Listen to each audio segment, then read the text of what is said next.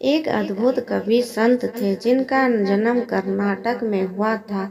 उनका नाम था दासी मैया।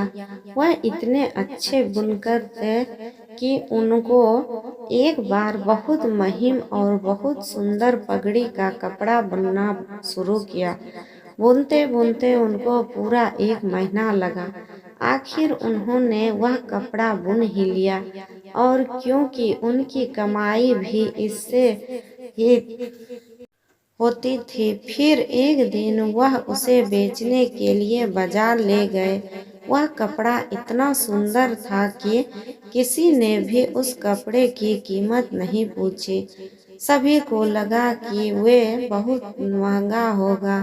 फिर वह अपने कपड़े के साथ वापस आ रहे थे। रास्ते में उन्हें एक बूढ़ा आदमी मिला बैठा। उसने दासी मैया की तरफ देखकर कहा, मैं कांप रहा हूँ, क्या तुम मुझे वह कपड़ा दे सकते हो?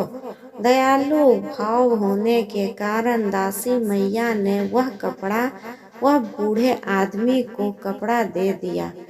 उस आदमी ने वह कपड़ा खोला और उस कपड़े में कई टुकड़े कर दिया। एक टुकड़ा उसने अपने सिर पर बांध लिया, दूसरा अपने छाती पर, और 2 छोटे टुकड़े अपने पैरों पर और हाथों पर बांधकर बैठ गया।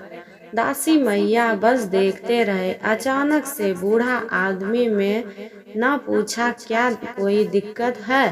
दासी मैया बोले, नहीं, बस यह कपड़ा बस आपका ही है, आप जो चाहे कर सकते हैं। फिर दासी मैया उस बूढ़े आदमी को अपने घर खाने खिलाने के लिए ले गए, लेकिन घर पर खाने के लिए कुछ नहीं था।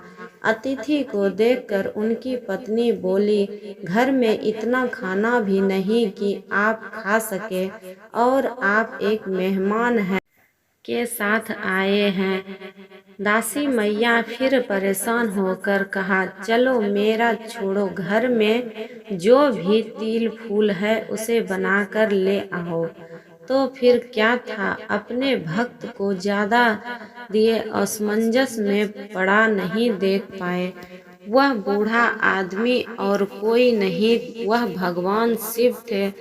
वह दासी मैया की हालत देख अपने वास्तविक रूप में आ गए। फिर भगवान शिव एक मुट्ठी चावल उनके अनाज के बर्तन में डाल दिया। वह बर्तन अक्षय बन गया। भाव की जिसका कभी अंत ना हो, उस बर्तन में फिर कभी भी अनाज खत्म नहीं हुआ, यानी वह कभी खाली नहीं हुआ। दासी मैया और उनकी पत्नी ने उस बर्तन से बहुत से लोगों की मदद की, यानी बहुत से दुखों को खाना भी खिलाया और स्वयं भी उससे ही भोजन पाया। यह था दासी मैया की कथा। उनकी भक्ति, कविताएं और उनकी अनुपस्थिति ने कई लोगों को रूपांतरित किया और कई लोगों की हृदय परिवर्तित किया। इस वजह से लोगों दासी मैया को देवरा दासी मैया कहने लगे। देवरा की भाव अर्थ यह है कि जो ईश्वर का हो। भोलेनाथ को पाने के लिए कुछ ज्यादा यातन करने की भी जरूरत नहीं पड़ती। बाबा तो बस प्रेम की डोर से खींचे चले आते हैं। मन में अच्छे भाव हो, हृदय में प्रभु का नाम हो, सबको एक ही दृष्टि से देखा जाए है, और यह सोचा सब शिव के अंश है।